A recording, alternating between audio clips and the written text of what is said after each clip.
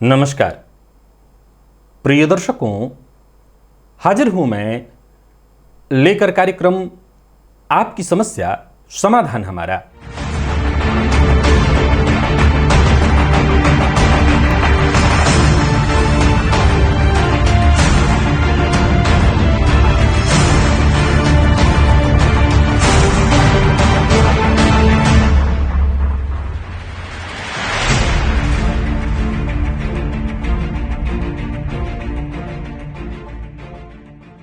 प्रिय दर्शकों, जैसा कि आप सभी जानते हैं, ये नया कार्यक्रम इस एकमात्र उद्देश्य को लेकर के प्रारंभ किया गया है कि आपकी समस्या का मैं समाधान बता सकूं।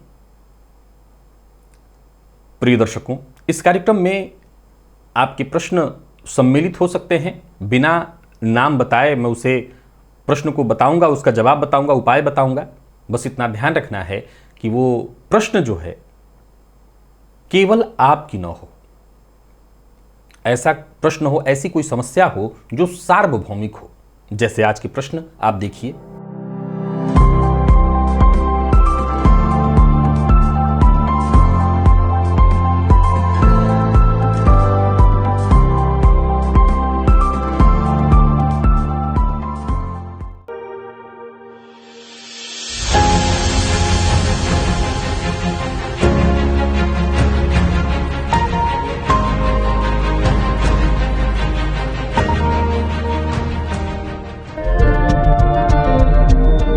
पहला प्रश्न जो इस कार्यक्रम में सम्मिलित हुआ है वो ये है, खराब सोच और ओवर थिंकिंग, नेगेटिव थिंकिंग को कंट्रोल करने के लिए उपाय बताएं। आज के इस परिवेश में बड़ी संख्या में युवा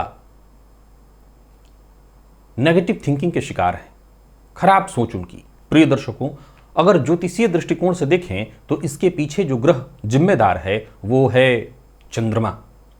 चंद्रमा के पीड़ित होने के कारण, चंद्रमा के खराब होने के कारण, चंद्रमा के राहु अथवा शनि के नक्षत्र में होने के कारण इस तरह की विचारधारा, चंद्रमा केतु के साथ हो, राहु से युक्त हो, तो इस तरह की विचार मन में उत्पन्न होने लगते हैं। नेगेटिव थिंकिंग, ओवर थिंकिंग शुरू हो जाती है। व्यर्थ की बातों को जातक दिन भर सोचने लगता है। इसका सबसे सरल उपाय है चंद्रमा को ठीक करना। कैसे होगा? तो आप पूर्णिमा का व्रत करिए, सायंकाल चंद्रमा को दुग्ध से अर्घ दीजिए। एकादशी के दिन भूल करके भी चावल का सेवन मत करिए, रोटी खाइए, चावल मत खाइए। और माता का सम्मान करिए। रात्रि में बहुत देर तक मत जगिए। हमारे जीवन में हमारे 90% समस्याओं के पीछे हमारी दिनचर्या का हाथ है। हमारी खराब दिनचर्या, हमारा गलत खान पान, गलत रहन सहन, गलत चीज़ों को देखना, गलत चीज़ों को पढ़ना, ये बहुत बड़ा कारण है। ऊपर से रही सही कसर पूरी कर देता है एकाकीपन। आज युवा अवस्था में जो युवक हैं वो अगर नेगेटिव थिंकिंग के शिकार हैं तो उसमें बहुत बड़ा योगदान है उनके मोबाइल का, इंटरनेट का, एकाकीपन का, राहु का। प्रिय दर्शकों, बीते 3 वर्ष से राशिफल में मैं आपको प्राणायाम की विधि बताता रहा हूं।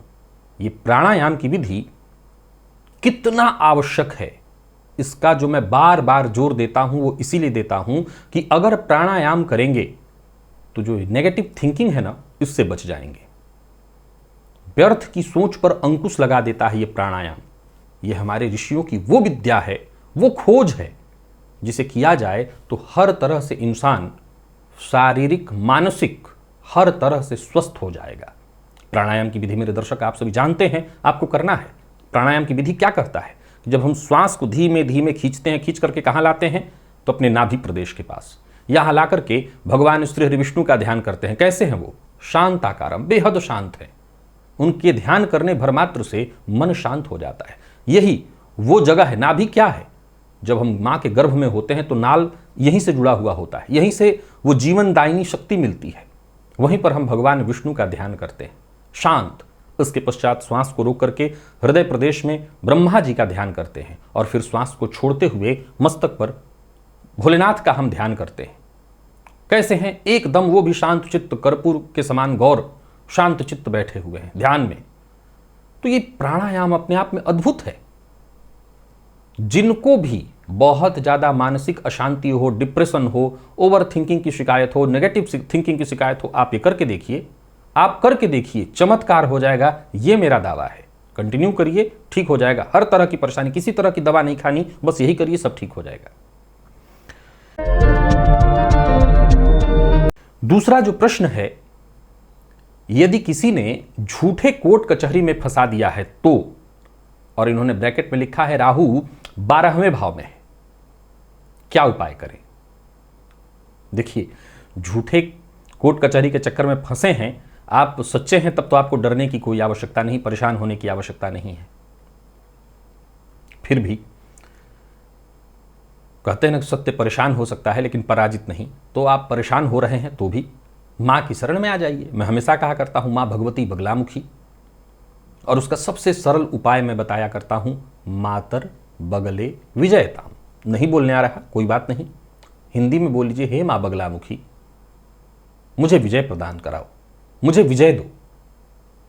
इतना तो आपको बोलने ही आएगा, मन में हर समय सोचिए, मां से प्रार्थना करिए। अगर आप गलत नहीं हैं तो आपकी सुरक्षा करें वो।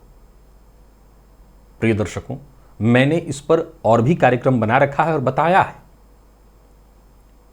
इस एक नाम मात्र को जपने भर से श्रद्धा पूर्वक, अगर आप गलत नहीं हैं, आपने कुछ गलती नहीं की है, तो विश्वास मानिए मां रक्षा करती हैं और सद्य प्रभाव दिखाई पड़ता है केवल नाम लेने से। कोई जरूरी नहीं मां बगलामुखी के बड़े मंत्र का आप जप करिए, केवल ये नाम भर ले लेने से, मां की शरण में हूं मैं, त्राहिमाम, आप बस मन में सोचते रहिए।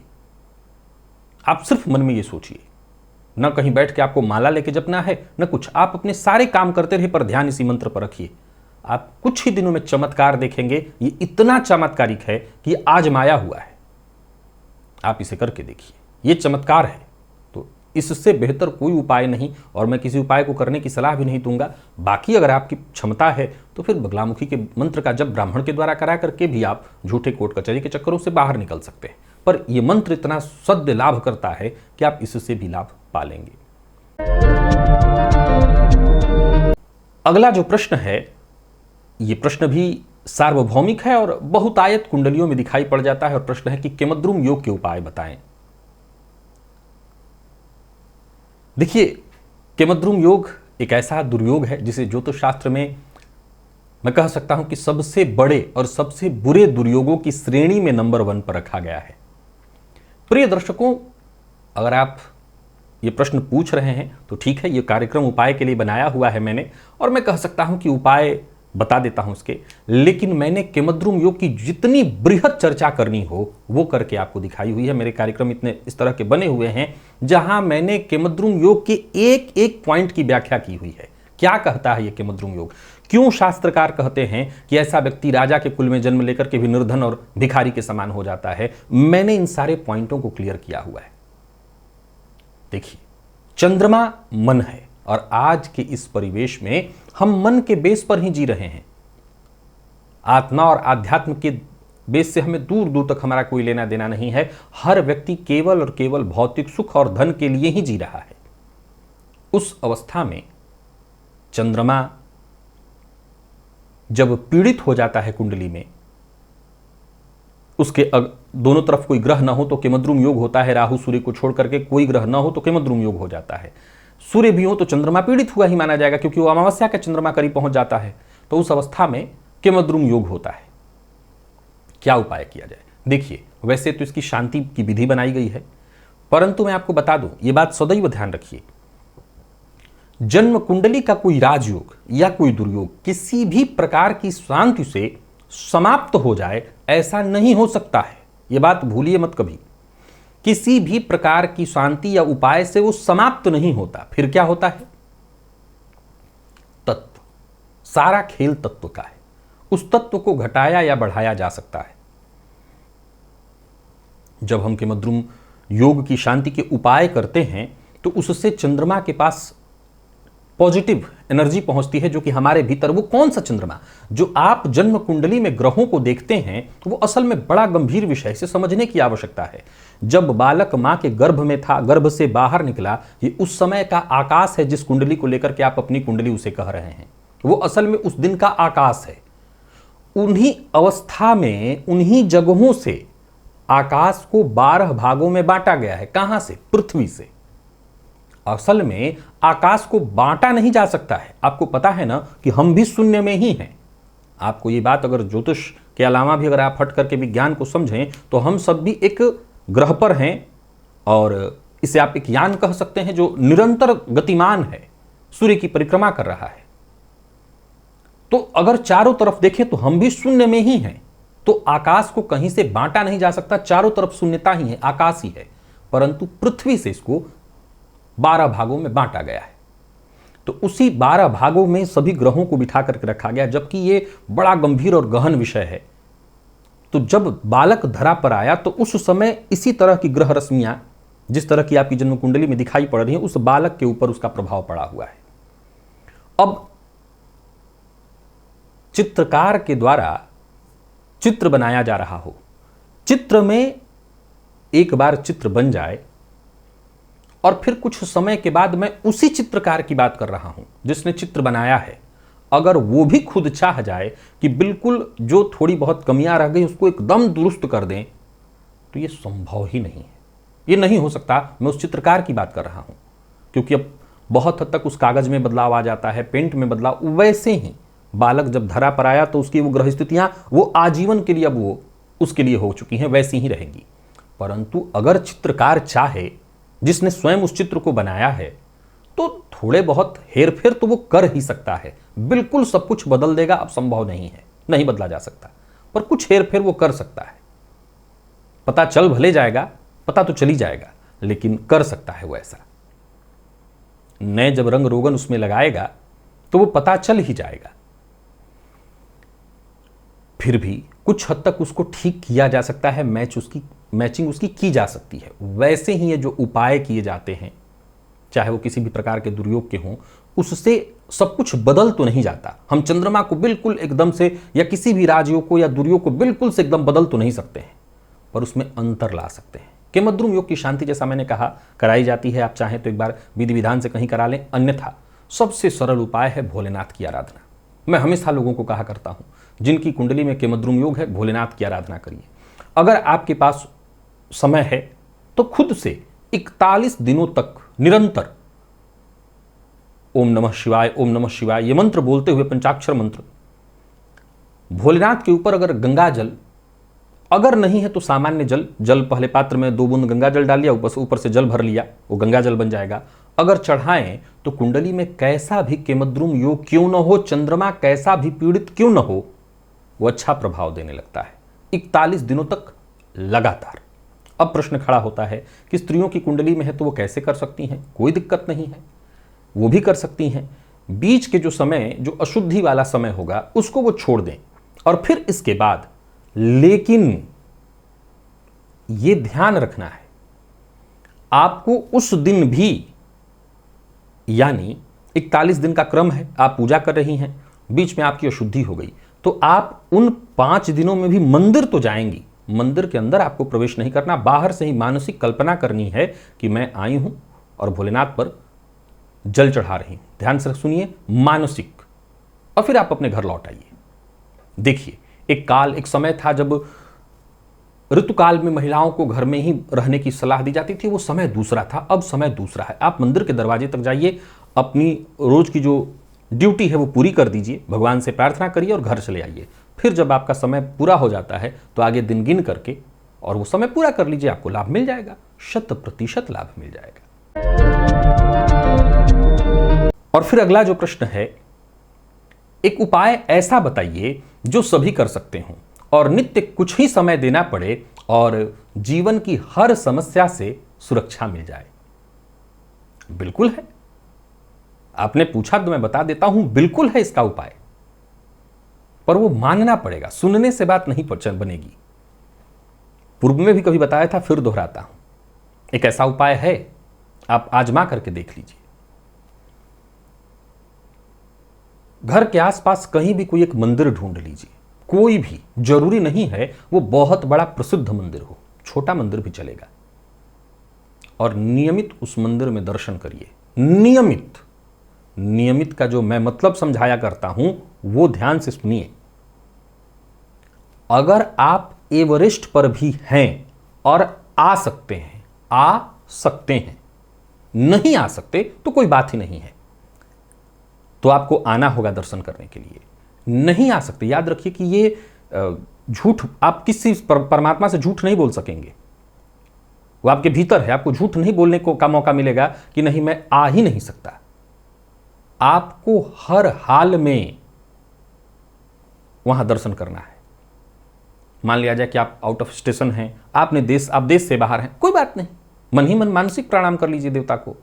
लेकिन अगर आप हैं तो आप नियमित एक मंदिर में दर्शन करिए।